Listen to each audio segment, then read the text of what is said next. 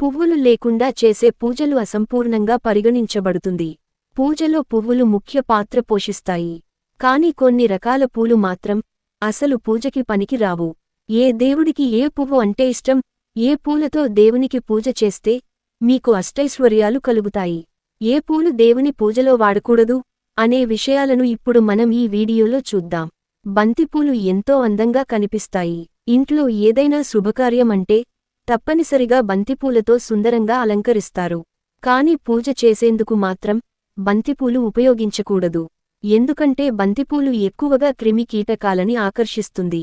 లక్ష్మీదేవికి గన్నేరు పూలను సమర్పిస్తే ఆమె ఆగ్రహానికి గురవుతుందని పండితులు చెబుతున్నారు. ఈ పువ్వులు లక్ష్మీదేవి పూజను అశుభకరమైనవిగా పరిగణిస్తారు. ప్రతికూలత, ఆర్థిక సమస్యలను ఇంట్లోకి ఆహ్వానిస్తాయి.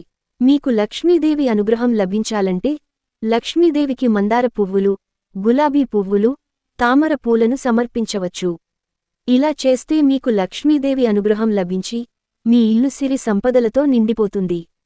పూజలో వాడిపోయిన లేదా ఎండిన పువ్వులను ఉపయోగించకూడదు. పూజలో దేవుడికి పూలు సమర్పించే ముందు వాటిపై నీళ్లు చల్లి కడుక్కోకూడదు.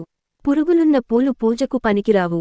కొంతమంది డబ్బు సంపాదిస్తారు, కాని డబ్బు అంతా నీళ్లలా ఖర్చు అయిపోతుంది. ఇలాంటి వారు 5 శంఖ పుష్పాలను తీసుకుని వాటిని నదిలో కలపండి. ఇలా చేయడం వలన ఆర్థిక ఇబ్బందుల సమస్య తీరుతుంది, డబ్బు కొరత ఉండదు. ఆదివారం అంటే సూర్యదేవుడికి ఎంతో ప్రీతికరమైనది. అందుకే సూర్య భగవానుడికి ఆ రోజున నీటితో ఆర్ఘ్యం సమర్పించి పూజలు చేస్తారు. అదే సమయంలో పువ్వులను సమర్పిస్తారు. అయితే సూర్యదేవునికి పూజ చేసేటప్పుడు బిల్వ పత్రాలు లేదా బిల్వ ఆకులను అస్సలు సమర్పించకూడదు. పొరపాటున సూర్యుడికి ఈ పువ్వులను సమర్పించడం వల్ల సూర్యుని ఆగ్రహానికి గురవుతారు. మన దేశంలో అత్యధిక మంది పూజించే దేవుళ్లలో పరమేశ్వరుడిది ప్రత్యేక స్థానం. సోమవారం రోజును ఈశ్వరుడికి అంకితం ఇవ్వబడింది. శివయ్యను పవిత్రమైన మనసుతో పూజిస్తే తమ కోరికలన్నీ తీరుతాయని చాలా మంది భక్తులు నమ్ముతారు. పరమేశ్వరుడికి బిల్వ పత్రాలను సమర్పిస్తే శుభ ఫలితాలొస్తాయని చాలా మంది విశ్వాసం. అయితే శివుడిని పూజించే సమయంలో మొగలి పువ్వులను పొరపాటున కూడా సమర్పించొద్దు. ఈ పువ్వులను సమర్పించడం వల్ల పరమేశ్వరుడికి కోపం వస్తుంది. అడ్డంకులను తొలగించే గణేశుడికి ఎర్రటి పుష్పాలను సమర్పించాలి. ఎరుపు, నారింజ రంగుల్లో ఉండే పూలంటే వినాయకుడికి చాలా ఇష్టం. అలాగే గరికమాలను వినాయకుడికి సమర్పిస్తే మీ కష్టాలు తీరుతాయి. తులసి తప్ప మిగిలినవన్నీ వినాయకుడికి సమర్పించవచ్చు. ఎర్ర మందార, గన్నేరు పూలు కూడా గణేశుడికి అత్యంత ఇష్టమైన పువ్వు. చదువుల దేవత సరస్వతికి పూజ చేసేటప్పుడు ఖచ్చితంగా మోదుగు పూలు ఉండేలా చూసుకోండి. ఈ పూలు జ్ఞానాన్ని ప్రతిబింబిస్తాయి. మోదుగు పూలతో పూజ చేస్తే మీకు మంచి విద్యాబుద్ధులను సరస్వతీదేవి ప్రసాదిస్తుంది. ఆంజనేయ స్వామికి కూడా ఎరుపు రంగు అంటే ఇష్టం. ఎరుపు రంగులో ఉన్న గులాబీలు, ఎర్ర మందార, దానిమ్మ పూలు హనుమంతునికి సమర్పించవచ్చు. శనిదేవుడి పేరు చెబితే చాలామంది భయపడతారు. అయితే శని దేవునికి నీలం రంగు పువ్వులను సమర్పించాలి. ఇవి సమర్పిస్తే శని దేవుడు ప్రసన్నుడవుతాడు.